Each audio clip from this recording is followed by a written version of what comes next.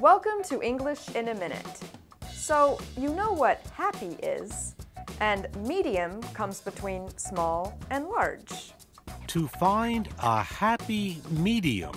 So, is this idiom about feeling kind of happy? How is it going with your neighbor? Is he still complaining about your playing the trombone at night?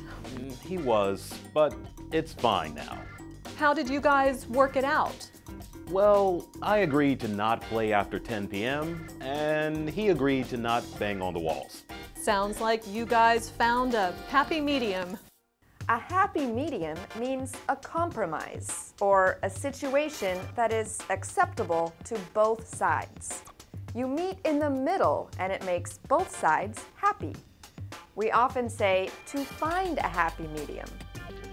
And that's English in a Minute.